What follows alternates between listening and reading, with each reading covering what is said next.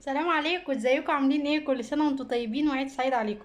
بمناسبه العيد وبمناسبه الحر وبمناسبه اللي انا ما بستحملش الريحه اللي انا بصي، راكبه المترو، راكبه الميكروباص، راكبه الاسانسير. تقريبا في ناس بتكسل تستحمى، فبالله عليكم ابوس ايديكم ابوس ايديكم. الجو حر. هقول لكم على وصفه النهارده، وصفه جميله جدا وهتجيب معاكم نتيجه، اقسم بالله. ممكن لو مش بتحبوا تستحموا ممكن تقعدوا يومين ما تستحموش. ايه هي الوصفه يا منى؟ عن تجربه شخصيه، حاجه كده روعه الروعه. ايه هي؟ هنجيب البتادين ده من الصيدليه. طبعا نستحمى وناخد الشاور الحلو، ونحط في فوطه بقطنه. نحط من البتادين ده. ماشي. وبعد كده هنشطفها.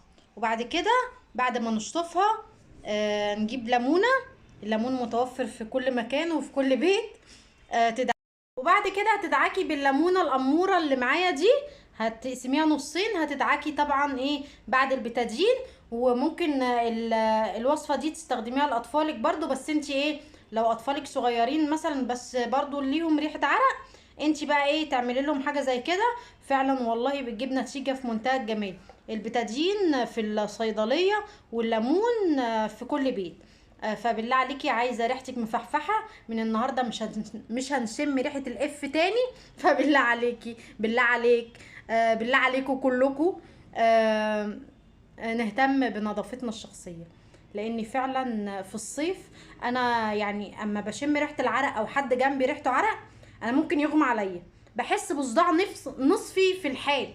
فجربوا الوصفه دي وابعتوها لحبايبكم عشان يجربوا الوصفه دي، هيدعوا لكم والله. ولا بقى تحطي شبه ولا الكلام الفاضي ده، بتادين وليمون، بتادين وليمون.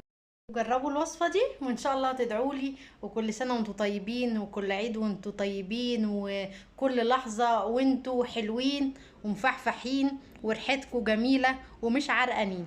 سلام عليكم.